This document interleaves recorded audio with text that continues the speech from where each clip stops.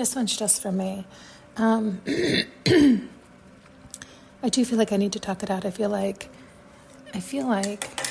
because I have been living in survival and lack, right? Like this wrong mindset, this flipped upside down. So there's fear that has entered, right? There's worry that has entered. Then you go seeking out proof or rationale as to why you're fearful, why you're in lack. That's often outside yourself when you're seeking. And so this all is a loop of bad news bears.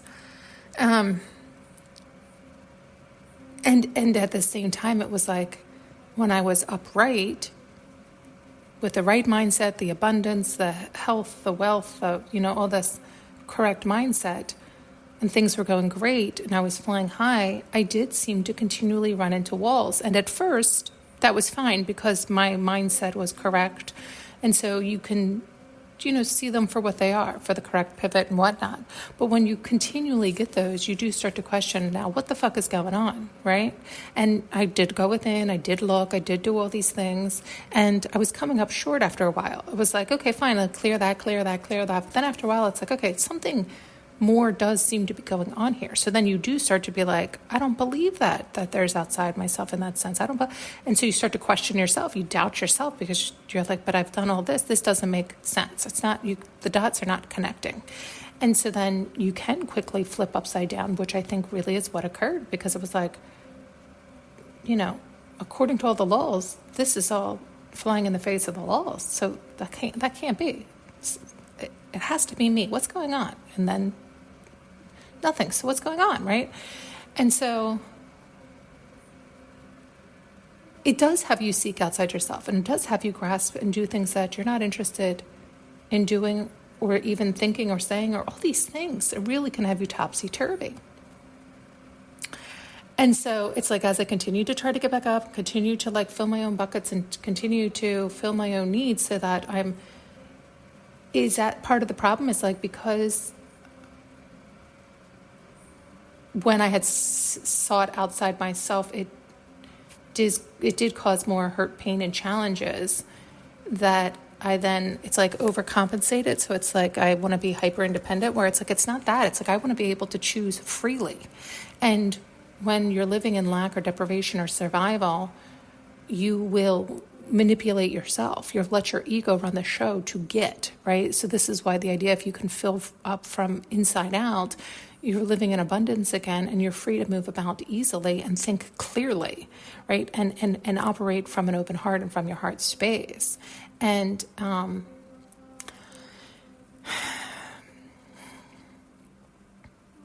so anyway, I keep trying to, it's like, even just imagine that, right? Like, just even imagine being back in the upright, being fully abundant, no longer in survival mode, no longer in fret or worry or fear, no longer any of that.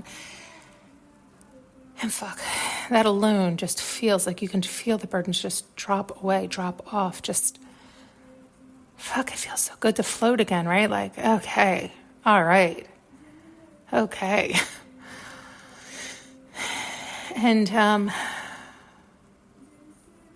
when you get back into that space, that calm and the ease, it does make me think, though, that nothing matters, right? Like, it does make you think, like, oh, anything can come and go. It doesn't matter, because you feel so free. So here's where there's that other hiccup. It makes me feel like I don't care about anything or anyone, and it's not that. It's that I just have love for everything as is. So it's free to move about.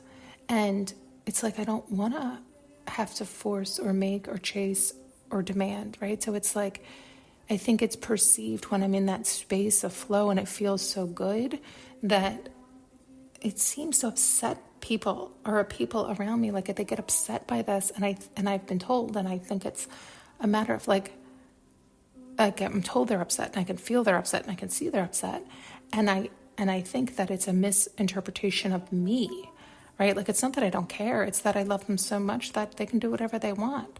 Am I going to chase them or demand them or force them? Absolutely not. That doesn't mean I don't care. That means I don't have conditions on them. They're free. It's very weird what they're showing and how it feels. It's almost like they want me to put a rope around them. That seems weird to me, right? Like, only because I don't like a rope around me. Maybe is that it? It's because I worked so hard to get the ropes off of me that being free and floating feels so good.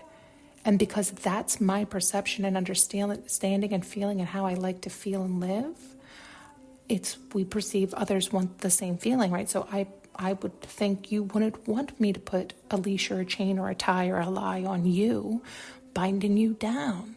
And yet it's kind of showing that people are mad that I won't. That's very odd.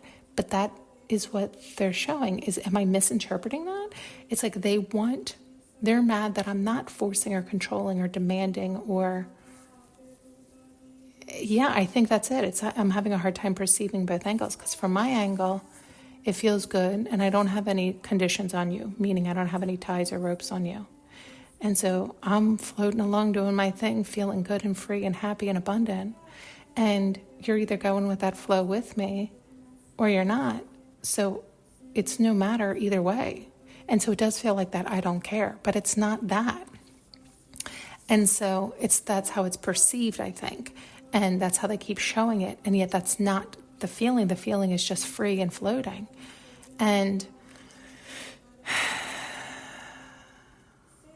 it is showing people wanting, oh my God, I wonder if I've been mistranslating this all along. It is showing people wanting to put ropes on me. And so that always hurt me. That always hurt me and upset me, because I don't want ropes, ties, and lies. I don't want strings and attachments. I don't want conditions. And that's how I was perceiving it. So I kept taking all the ropes off. But they're showing, this is twisting my brain a little. They're showing that it's not because they're trying to tie me down. They're trying to pull themselves up. They're trying to pull themselves up. Like they're mad that I'm not, I guess, caring more to help pull them up. It's basically I'm not doing their work for them, right? Because that's all of our own job to raise our vibration. And they're not, it's like they're not making it easy. It's like they're conditional, they're forcing, they're efforting, they're trying. It's not like they're saying, hey, I'd love to join you. Can you help me? Let's make this mutually beneficial. What can I bring to your table? Right? Like that's not what's being shown here. It's like they are literally trying to rope around me. And again, I was perceiving it as they're trying to pull me down, tie me down, hurt me. And I hate that. So I keep getting out like a contortionist. And they're not perceiving it that way. They're not looking that's mean and cruel and trying to rope and tie and pull. They're not seeing that from my angle at all. They're seeing it from their angle of just looking to get and to take. So they're coming from the lower ground. They're coming from their ego, from lack, from scarcity. Fascinating. It is twisting me a little bit to try to understand it. And I mean, who knows if I'm interpreting this correctly? Because like I said, for the longest time, every time they showed that, that's how I always took it too. Like, no, thank you. Cut all those chains, ties, lies, delusions, confusions, binding, conditions, limits. No thanks. And it's still showing that, but it's showing it the other way around now. They're not doing it to hurt or hold or hinder. They're doing it it's still out of lack and ego and to get and to take from me and not, asking or sharing or contributing in any way. So it's still not right, but it's at least not showing it necessarily as malicious as it felt previously. Not that it's not still technically malicious, because it's still from get, it's still from ego, it's still from less than and lack.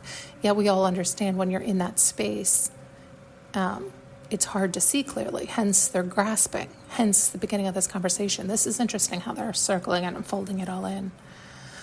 Right, so then it is a matter of loving everybody, but it's back up to floating high, because you can love everybody and float high, right? And love them without conditions and see them for what it is and see the struggle, but still hold compassion and love for them. That doesn't mean you have to take the rope. It doesn't mean you have to pull them up. That doesn't mean you have to, I was going to say contribute, but it's not even that. It's participate.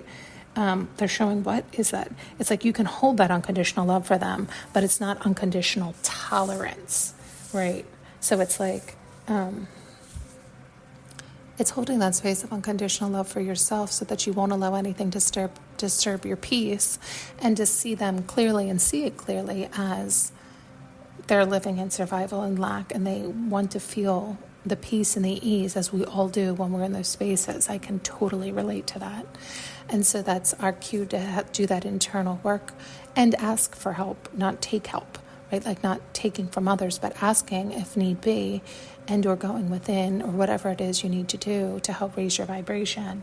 And those who have the higher vibration also understand that, and they know not to have unlimited and unconditional tolerance, because then you end up harming yourself. So then you're not loving yourself. So it's that fine line, and that's balance. And it's not even fine line or balance in that when you're up that high and you're holding that space, you can see them and still hold love and compassion for them and realize that it's all happening for them. What did I hear somebody say? They keep trying to get me to say something that I forget how she says it. She says something like, sometimes the struggle is good. And I feel like God sees it that way a lot. Like he'll show me that way a lot, where it's like he loves us all unconditionally, and he knows it's all happening for us to get to our highest and greatest point. And it's like when we see something we don't like, it's teaching us to master our mind and our focus on what we do like. So it's the instant you're like, I don't like this, and I'm certain I don't like this, then immediately decide what it is you do want to like and focus there. And that takes time, especially for those of us who have had a hard time in the past, right? Like if we've had trauma in the past, or we've had things in the past where we continue to focus on them, we have trained our brain in such a way that we have made it more challenging for ourselves to rip ourselves from that focus, right?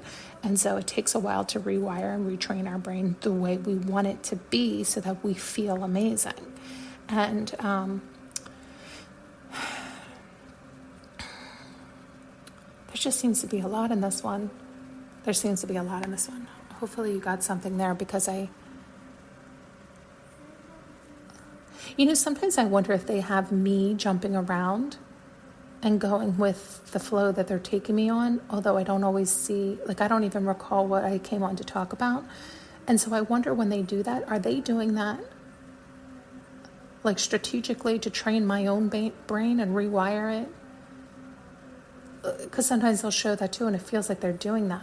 Like last night, they had shown me where they had taken my brain, and it was like it was plastic, right? Which we know that our brain can be moldable, but it showed my brain literally as plastic, and they melted it all completely down, and it did confuse all the wiring and make it a complete, like, muddled mess. It was a disaster. But then they reshaped it and molded it and rewired it into this masterpiece that was magnificent and beautiful.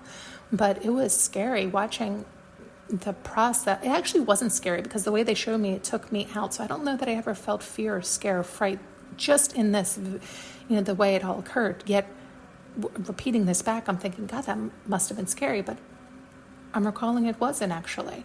It was more fascinating to me watching the process. And I couldn't feel as much as watch.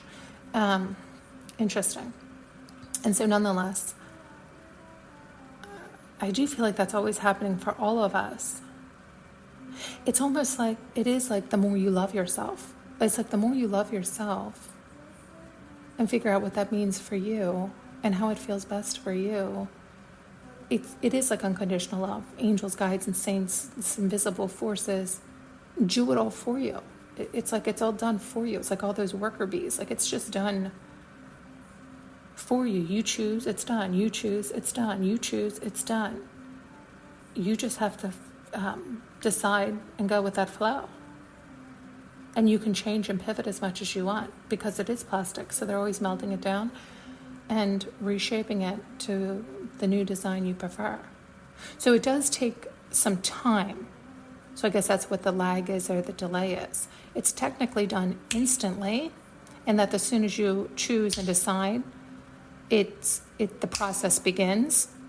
But maybe that's a better way of saying it, because it's done instantly in that the process begins, but it has to melt down and reform and be, shapeable, moldable, designed, and done.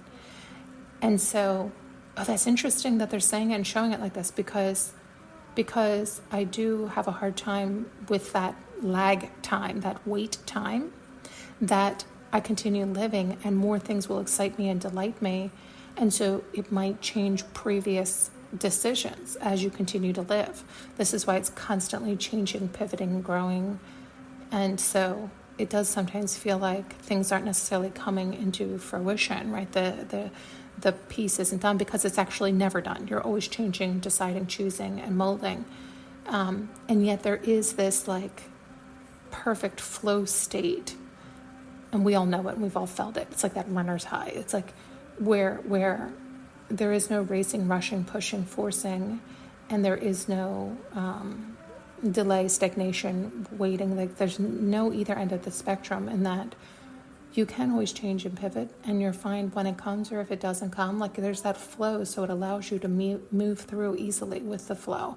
And when you're too much on either end of the extreme, you can feel that frustration of the delay, or you can get angry, or you can, whatever, all the lower energies can seep in on either extreme. It is when you're like too fixated or something, which is funny because they tell you to focus. So it really is that balance and that flow and being able to go with it and not being too rigid any which way. It is almost like a contradiction, right? It is like, it's like, go with the flow. Oh, but know what you want. Stay focused on what you want, but don't be so rigid. It's like that where you have to just let it all go and let all the noise go so that you can flow. Thank you so much for tuning in and listening. If you would like to support this channel, you can find more information in the notes below.